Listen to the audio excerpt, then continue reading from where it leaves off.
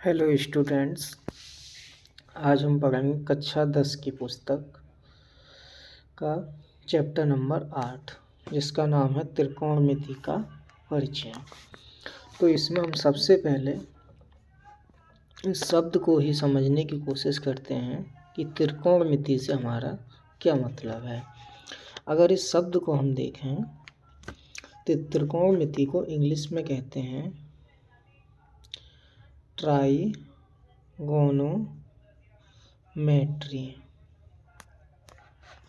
Try का मतलब होता है 3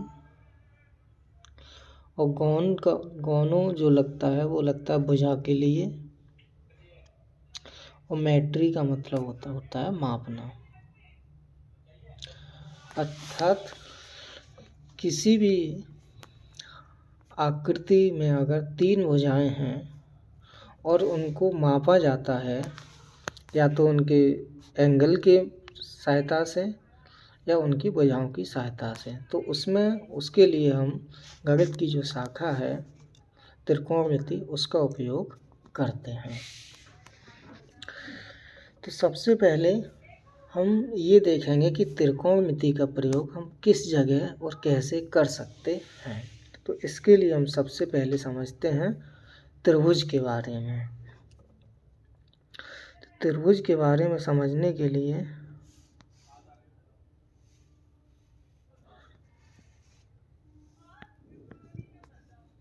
कि त्रिभुज क्या होता है,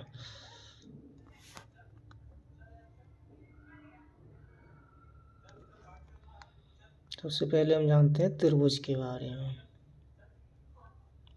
त्रिभुज को इंग्लिश में बोलते हैं ट्राई एंगल। ट्राई एंगल का मतलब है जिसमें 3 एंगल हों। मतलब अगर कोई भी आकृति 3 भुजाओं से घिरी हुई हो तो उसको क्या कहेंगे, त्रिभुज। जैसे ये कोई आकृति है ए बी सी, तो ये क्या है, त्रिभुज। इसमें 3 एंगल होंगे, angle A, angle B, angle C. तो हम अब त्रिभुज के अलग अलग टाइप होते हैं, तो हम केवल उसी टाइप को देखेंगे जिसमें हम त्रिकोणमिति का अध्ययन करते हैं। तो सबसे जिसमें हम त्रिकोणमिति देखते हैं उसको कहते हैं हम राइट एंगल ट्रायंगल। ऐसा एंगल जिसका एक एंगल 90 डिग्री हो, उस एंगल को समकोण त्रिभुज, क्या, समकोण त्रिभुज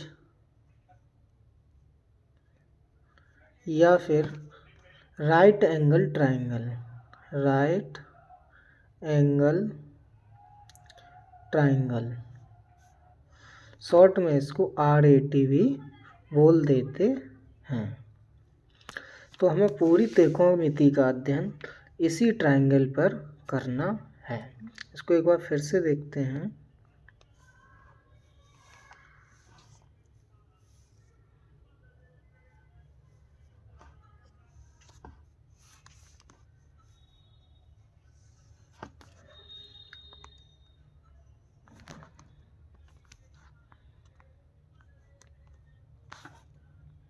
ये हमारा कोई राइट एंगल ट्रायंगल है जिसमें ये पॉइंट A है, ये B है, ये C है, और ये एंगल हमारा 90 डिग्री है। तो अगर ये 90 डिग्री है तो ये एंगल A कुछ भी हो सकता है और एंगल C भी कुछ भी हो सकता है, लेकिन एंगल B हमेशा इसमें 90 डिग्री फिक्स रहेगा।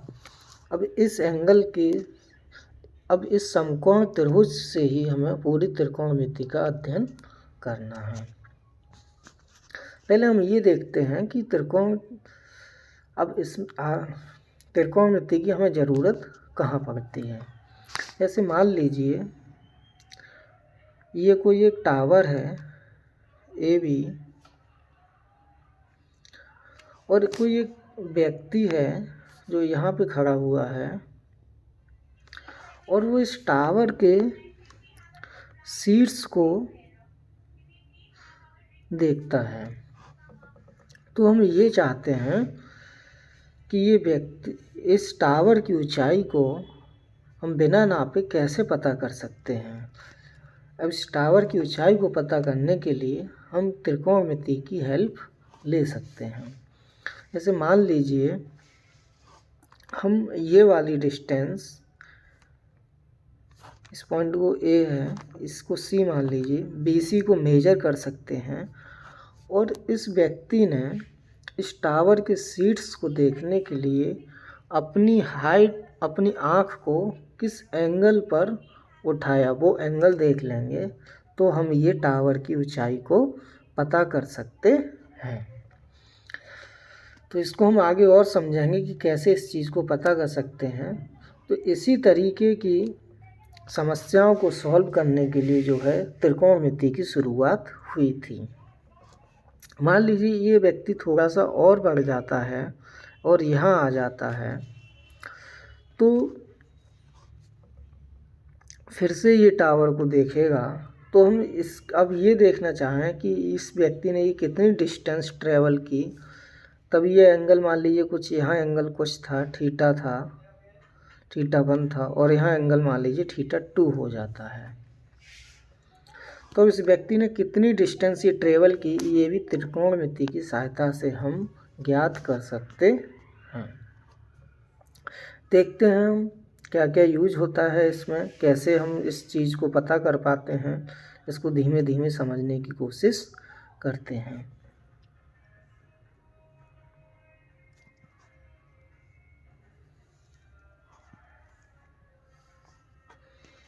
तो अब शुरुआत करते हैं त्रिकोणमिति की कैसे हुई। फिर से वही, ये कोई एंगल है, मतलब ट्रायंगल है, A, B और C। ये एंगल 90 डिग्री और ये एंगल A है और ये एंगल C है। तो हम बात करते हैं एंगल, जो त्रिभुज की सबसे बड़ी भुजा होती है। जैसे ये इस त्रिभुज की सबसे बड़ी भुजा है, मतलब जो 90 डिग्री एंगल के सामने वाली भुजा होती है, मतलब इस समकोण के बराबर में सामने वाली जो भुजा होगी उसको हम कहेंगे कर्ण। और जो एंगल हमको निकालना है, जैसे इस एंगल A पर अगर हम देखें तो एंगल A के लिए ये भुजा होगी, इसमें हम देखते हैं एंगल C के लिए। तो एंगल C के लिए ये भुजा होगी लंब और एंगल C के लिए ये भुजा होगी आधार। ऐसे ही अगर हम इसको उल्टा कर दें, एंगल A के लिए देखेंगे तो एंगल A के लिए ये भुजा हो जाएगी BC लंब और भुजा AB हो जाएगी आधार। मीन्स कहने का मतलब ये है कि जिस एंगल के हम सामने वाली जिस एंगल को हम लेते हैं उस एंगल के सामने वाली भुजा हमेशा लंब होती है। तो अब हम इन तीनों में, कर्ण में, लंब में और आधार में एक रिलेशन समझते हैं कि क्या रिलेशन होता है। कर्ण का स्क्वायर इक्वल टू होता है लंब का स्क्वायर प्लस आधार का स्क्वायर। मतलब हम कह सकते हैं कि AC का स्क्वायर इक्वल टू AB का स्क्वायर प्लस BC का स्क्वायर।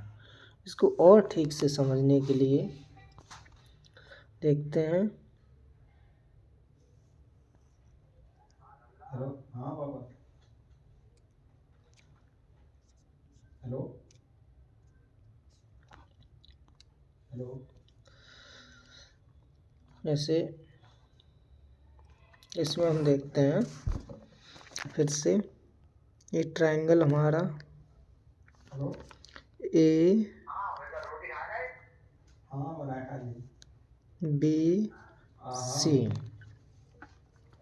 तो इसको कर्ण को सबसे बड़ी भुजा है, इसको बोल देते हैं कर्ण का स्क्वायर। इसको इंग्लिश में बोलते हैं हाइपोटेनस। तो एच से रिप्रेजेंट कर देंगे और लंब को पी यानी पी से और इसको बी से। मतलब कर्ण जो है उसको इंग्लिश में बोलते हैं हाइपोटेनियस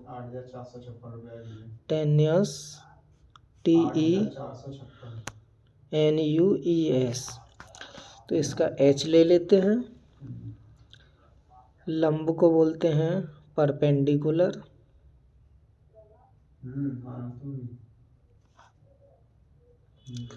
तो इसका पी ले लेते हैं और आधार को बोलते हैं बेस। तो इसका बी ले लेते हैं। इस तरह से इन तीनों में एक रिलेशन बनेगा, एच का स्क्वायर इक्वल टू पी का स्क्वायर प्लस बी का स्क्वायर। मतलब कर्ण का स्क्वायर इक्वल टू लंब का स्क्वायर प्लस आधार का स्क्वायर। अब हम इसमें समकोण त्रिभुज के लिए कुछ त्रिकोणमितीय अनुपात देखेंगे, जो किसी भी त्रिभुज के न्यून कोण मतलब एंगल ए और एंगल सी का रिलेशन उस त्रिभुज की भुजाओं के साथ में बताता है। तो इसको समझते हैं और यही हमारी त्रिकोणमिति की यहीं से शुरुआत होती है।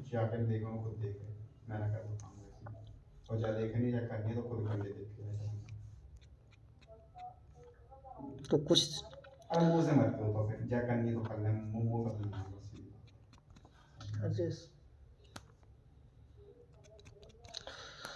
तो हमारे टोटल 6 इम्पोर्टेंट त्रिकोणमितीय अनुपात हैं। इनको हम 1 बाई 1 देखते हैं।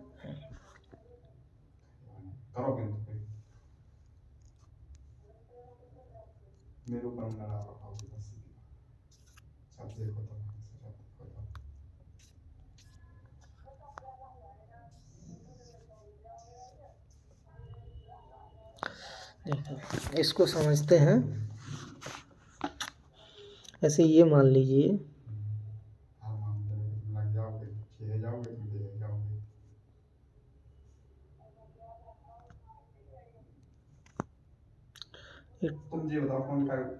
ट्रायंगल है ए बी सी। ये एंगल ए है, ये एंगल सी है और ये एंगल बी है जो कि 90 डिग्री है। तो एंगल ए जो है एंगल ए की साइन मतलब ज्या, हिंदी में इसको क्या बोलते हैं, ज्या। इसको लिखेंगे साइन ए। तो साइन ए को जब लिखते हैं तो ये आता है मतलब BC लंब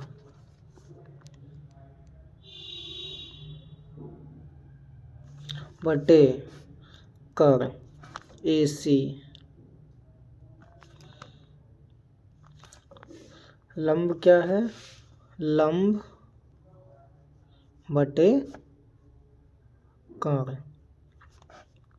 मतलब शॉर्ट में इसको लिख सकते हैं साइन ए इक्वल टू लंब क्या हो गया, परपेंडिकुलर, या फिर हिंदी में ही देखते हैं तो L बटे K। ये हो गया साइन ए। ऐसे ही इसका अगला त्रिकोणमिति इसको अनुपात क्यों बोलते हैं? क्योंकि ये दो भुजाओं का, भुजा BC और AC का एक अनुपात है। हम इस त्रिभुज को कितना भी बड़ा कर लें, कितना भी छोटा कर लें, इन भुजाओं का जो अनुपात है वो हमेशा समान ही रहेगा जब तक कि ये एंगल A चेंज नहीं होगा। इसलिए ये हमेशा जो अनुपात है वो हमेशा ही किसी भी त्रिभुज के लिए कांस्टेंट रहता है जब तक कि उसका ये एंगल चेंज ना हो, चाहे वो त्रिभुज कितना भी बड़ा हो जाए, चाहे कितना भी छोटा। इस त्रिभुज को हम चाहे इतना छोटा बनाते हैं, लेकिन अगर ये एंगल A हमारा सेम है तो ये अनुपात हमेशा ही समान रहेगा। ये बात बहुत ही समझने वाली है कि अनुपात किसी भी त्रिभुज का चेंज नहीं होगा जब तक कि उसका एंगल चेंज नहीं होगा। अब हम इसी में अगला त्रिकोणमितीय अनुपात देखते हैं। ये तो हो गया 1 sin A। अगला त्रिकोणमितीय अनुपात है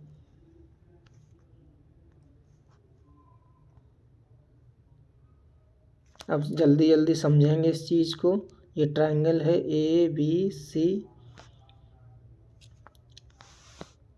थोड़ा सा फिगर गलत हो रहा है, इसको सही कर लेते हैं।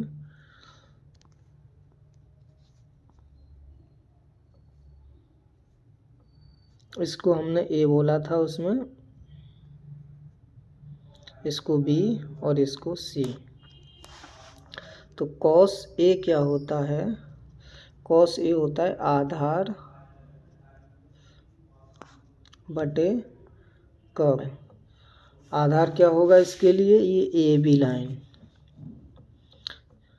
और कर्ण क्या होगा? यही AC। मीन्स आधार A बटे कर्ण K। ठीक, ऐसे ही अगला त्रिकोणमितीय अनुपात देखते हैं। ये हो गया दूसरा। तीसरा त्रिकोणमितीय अनुपात है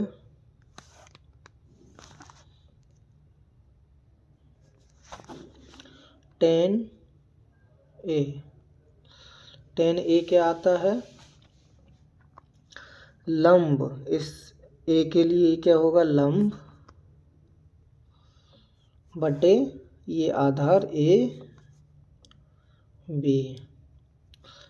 लंब को क्या बोलेंगे? BC upon AB। शॉर्ट में लिख सकते हैं लंब L बटे आधार A। ये हो गया तीसरा त्रिकोणमितीय अनुपात। इसी तरीके से हमें छह त्रिकोणमितीय अनुपातों को समझना है। 3 हो गए, तो आगे के 3 और देखते हैं।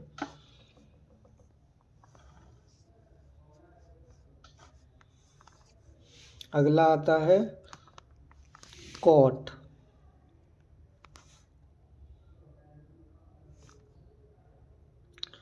cot A। तो इस चीज़ को हमें एक चीज़ यहाँ ध्यान देनी होगी, जो cot है वो tan का उल्टा होता है। मतलब cot A इक्वल टू हम लिख सकते हैं 1/tan A।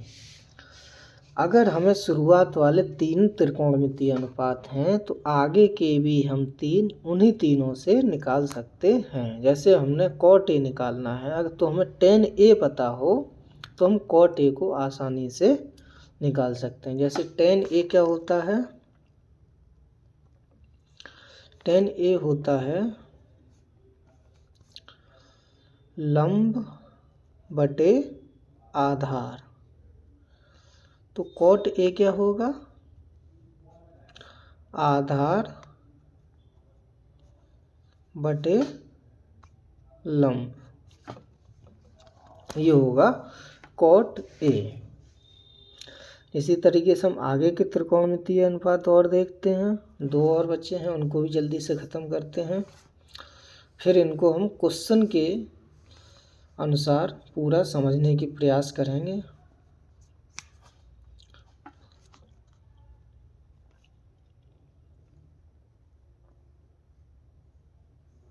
ये ट्राइंगल ABC फिर से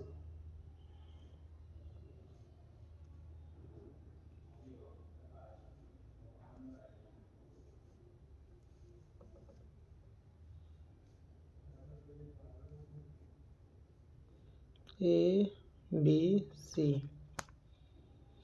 तो कॉट क्या आएगा, सेक A। ये जो होता है कॉस A का उल्टा होता है। मीन्स कॉस A जो होता है हमारा वो होता है आधार बटे कर्ल। तो कोसेक A जो होगा वो होगा हमारा कर्ल बटे आधार। तो अगर हमें कॉस, ये सेक A होगा, क्या होगा, सेक A।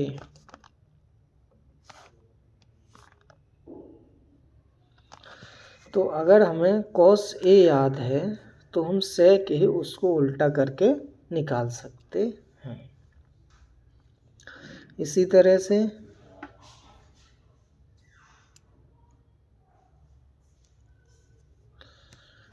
कोसेक A जो होता है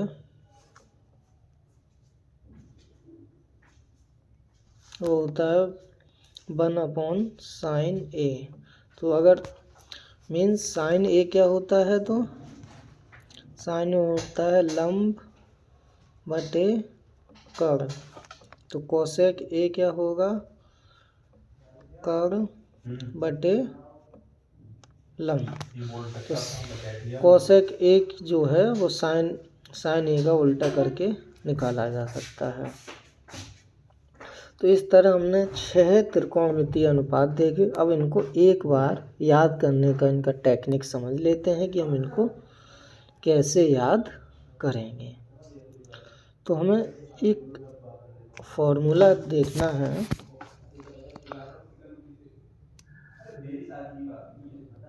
LAL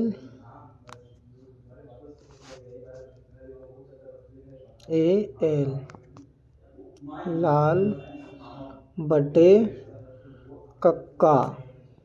इसकी मदद से हम तीनों के 6 ही त्रिकोणमितीय अनुपात आराम से याद कर सकते हैं। जैसे साइन A के देखेंगे तो ये शुरुआत वाला उठाएंगे लंब बटे कर्ल। कॉस A देखेंगे तो बीच वाला उठाएंगे आधार बटे कर्ल। बस उनका हमको सीरियल याद रखना है। पहले साइन आता है, फिर कॉस आता है, फिर टेन आता है, फिर कॉट आता है, फिर सेक आता है, फिर कोसेक आता है। ऐसे 10 का निकालेंगे तो लंब बटे आधार। अभी तीनों निकल गए, फिर इनका हम आगे के 3 निकालने के लिए इनका उल्टा कर देंगे। इस तरीके से हम 6 त्रिकोणमितीय अनुपातों को एक बार में याद कर सकते हैं। अब आगे इन त्रिकोणमितीय अनुपात पर कैसे क्वेश्चन होते हैं, क्या क्या क्वेश्चन आपकी किताब में दिए गए हैं और कैसे कैसे क्वेश्चन अलग से भी बन सकते हैं, उनको आगे आने वाली वीडियो में हम लोग समझेंगे। आप लोग इनको अच्छे से याद कर लीजिएगा, तभी आपको आगे के क्वेश्चन ठीक से समझ में आएंगे। तो आप मिलते हैं अगली वीडियो में कुछ क्वेश्चंस के साथ में। Okay, thank you.